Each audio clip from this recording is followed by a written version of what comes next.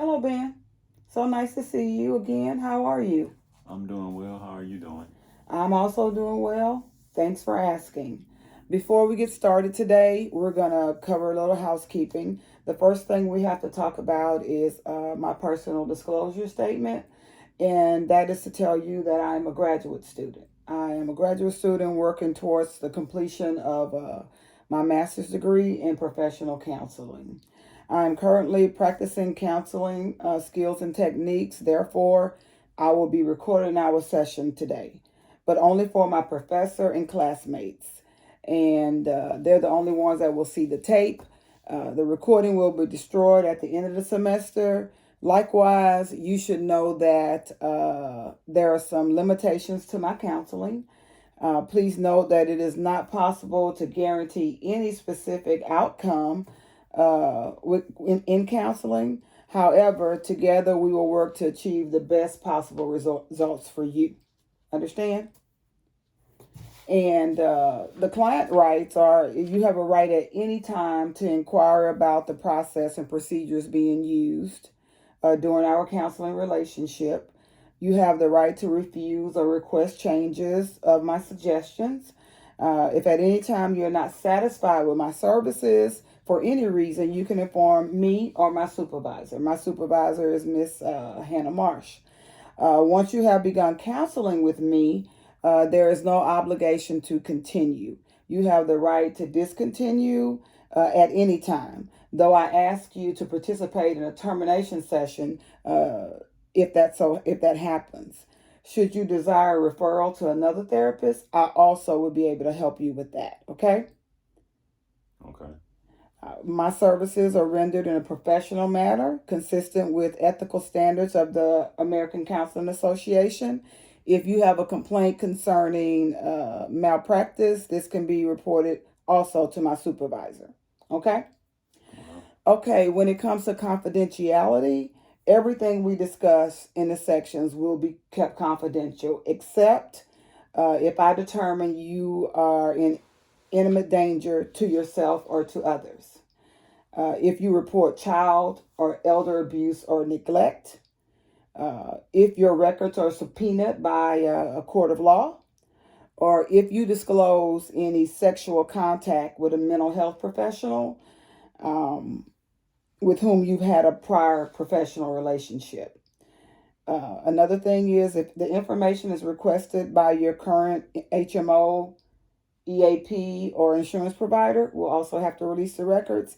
If I am directed in writing to disclose information to someone of your choosing, if you bring a malpractice suit against me, then those records will also have to be disclosed. Is that understood? Yes. Okay, you're aware that this session is going to be recorded. This is just for the benefit of my evaluation, and like we previously stated, it will only be viewed by my instructor or my classmates. This recording will be destroyed upon completion of this course, and I'm going to ask you to sign this document saying that you have read, understand, and you agree to the recording today. Would you mind signing that for me since we didn't do it in advance?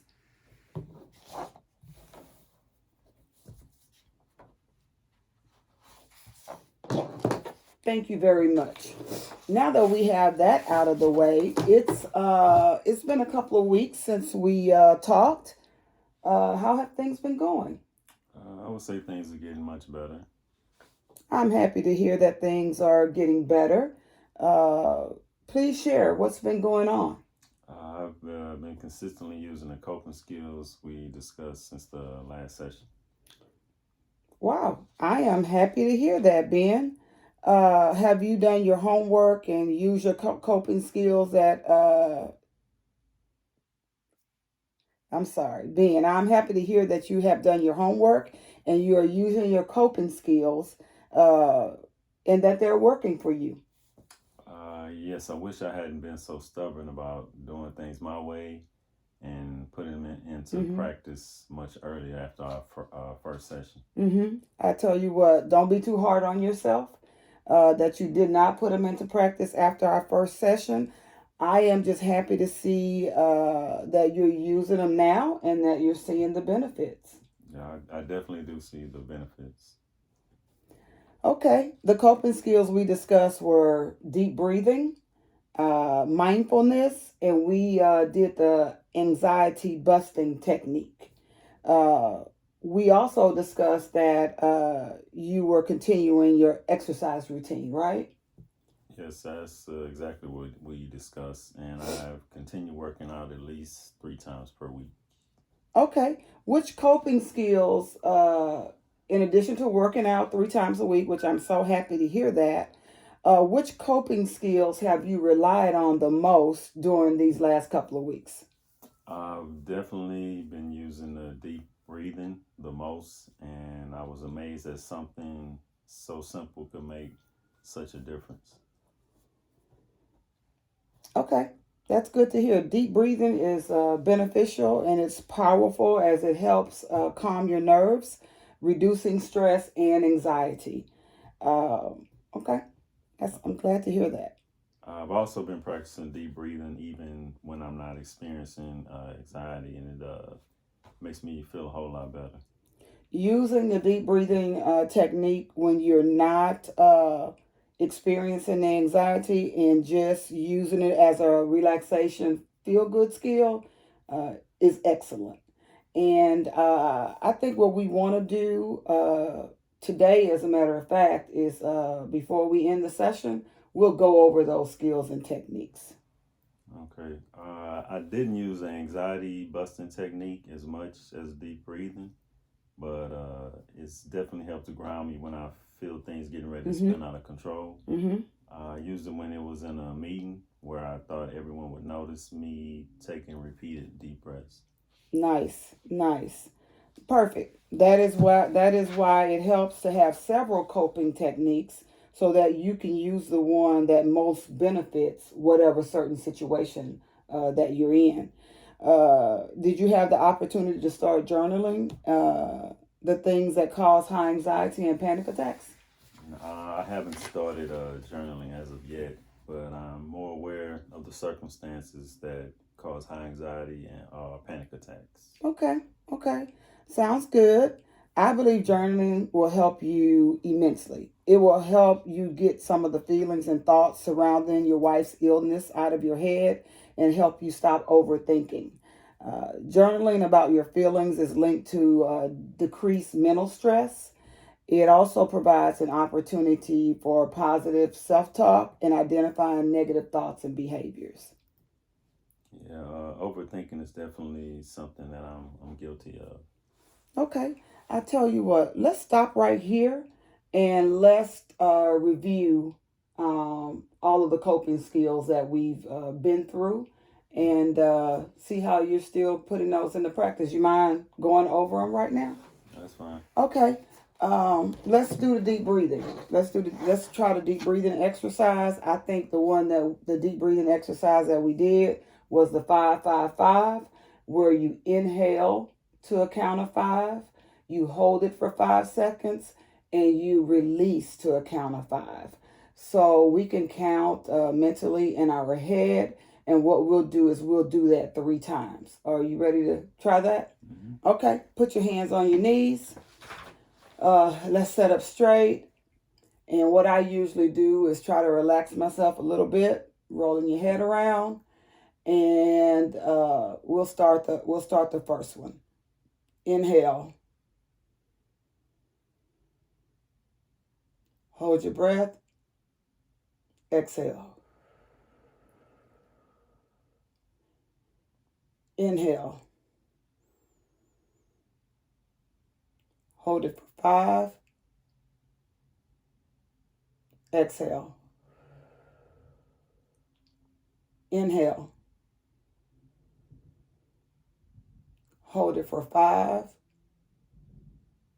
exhale.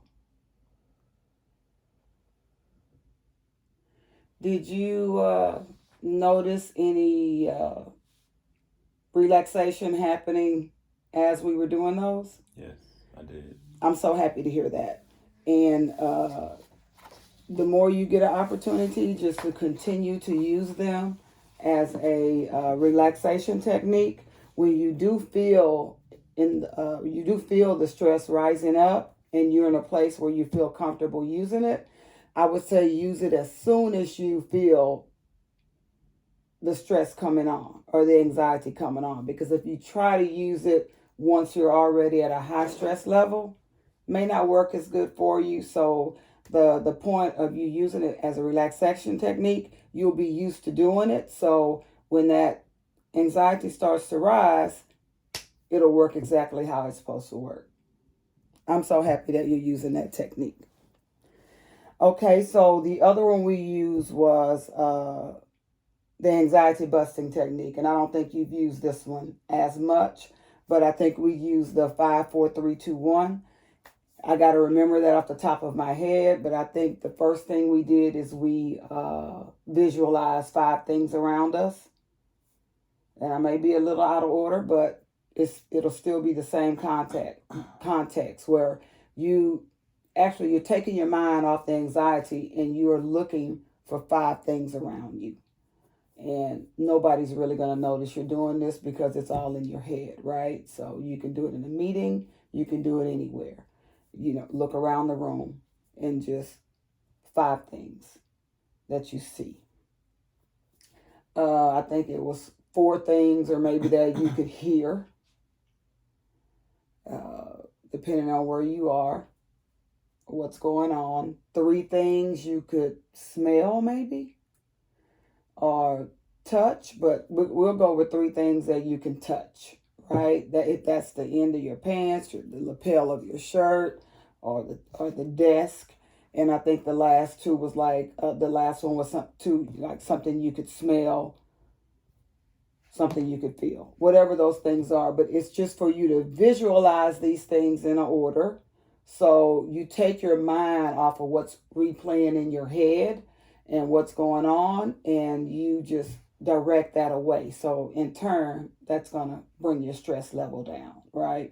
And I think you have the papers that I gave you that list out exactly what those techniques are. So I apologize if I messed that one up today, but the idea is the visualization and for you to notice things going on around you instead of what's going on in your head at the time. Make sense? Mm-hmm. Okay, good. And the last one we did was I just drew a blank. Oh, we talked about mindfulness, right? So like when things are spinning out of control. So mindfulness, one part of it is just reminding yourself that everything is okay, right? So it's even beneficial if you the set third person talk that you can do to yourself as like, you know, Ben, everything's okay. Ben, you're in a safe place. Ben, the people I am around, I know.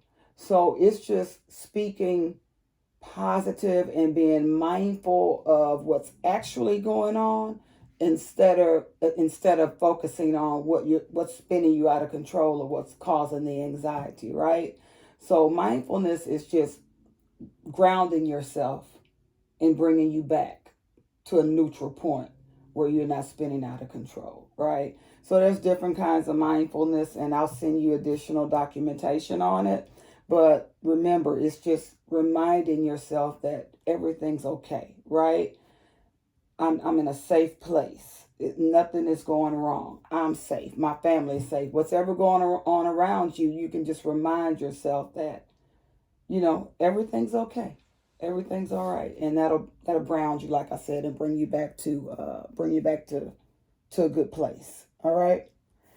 So I think the last thing you said that you're guilty of overthinking some things, right?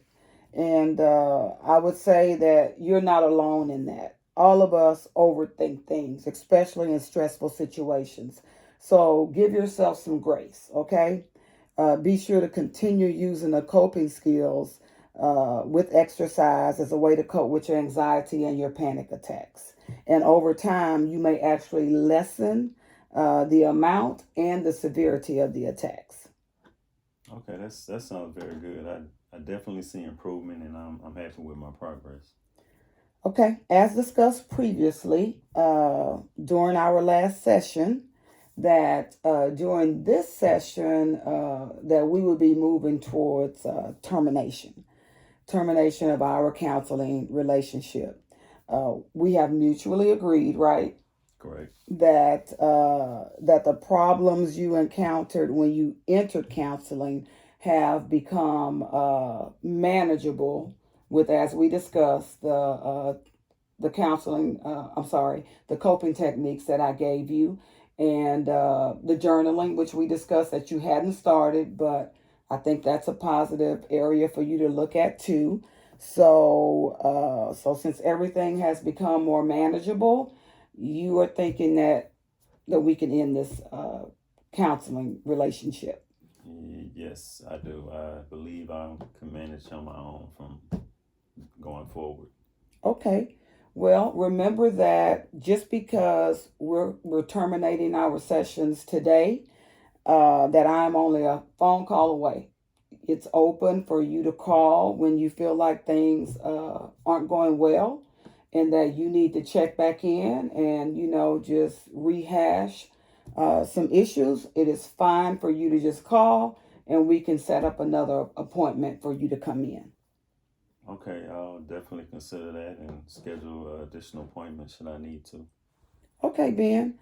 I must say that I am very happy with the progress you have made because I know in the beginning counseling was kind of like a last ditch effort for you because you didn't really believe in counseling when we started and didn't believe that the techniques that we first discussed would work for you. So I'm glad you built yourself up to a point where you decided to try the techniques and now they have worked so great for you that you feel better and that you feel like you can cope with without a session every couple of weeks. But like I said, please call me should that change at any time, and I wish you all the best.